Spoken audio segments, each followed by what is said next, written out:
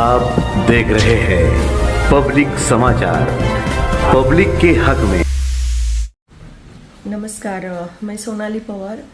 अभी जो 2 दिन पहले वाकया हुआ है मालेगांव शहर में, वो सब मैंने फेसबुक पे देखा, पूरी न्यूज़ देखी।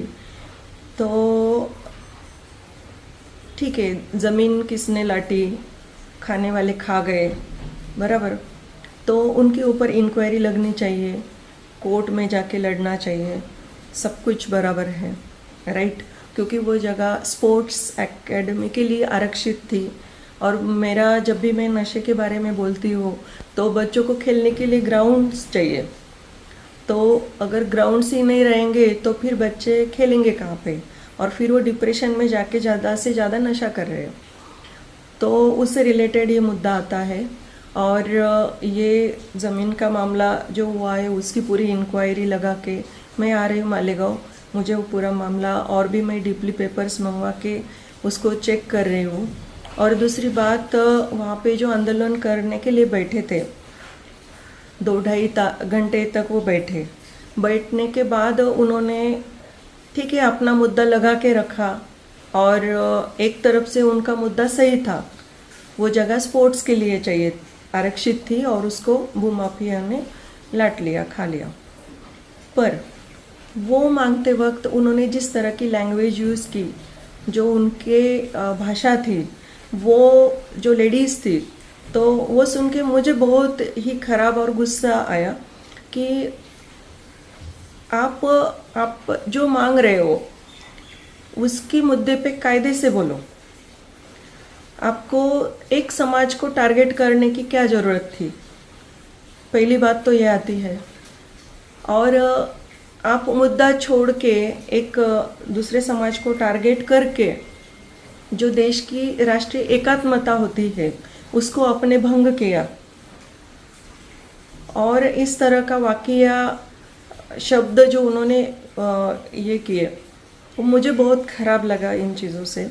और मैं इस बात का जाहिर निषेध व्यक्त करती हूँ। क्योंकि जिस तरह से हमारे ये देश जो है ये सिर्फ संविधान पे चलता है, और संविधान ने जो जिस तरह से हमें मानव अधिकार दिए हैं उसी तरह हमें राष्ट्रीय कर्तव्य दिए हैं, राष्ट्रीय बंधुता हमको रखनी है।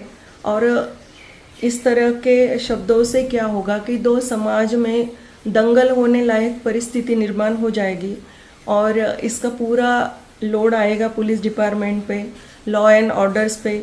और जब भी कुछ ऐसे दंगल होता है, कुछ ये होता है, तो आर्थिक नुकसान दोनों साइड के लोगों का होगा। बोलने वाला बोल के जाता है पर बाकी के लोगों को भुगतना पड़ता है, और एक दूसरे को अलग नज़र से देखना शुरू होता है। जैसे कि आज मैं इतना जो काम कर रही हूँ, मेरे देश के लिए मैं समर्पित होके ये काम कर रही हूँ। क्योंकि पहले ही नार्को टेररिज्म ने इस देश को खोखला बनाना शुरू किया है।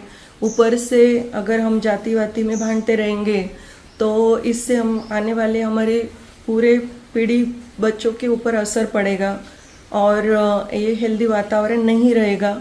सो मैं इस बात का जाहिर निषेध करती हूँ।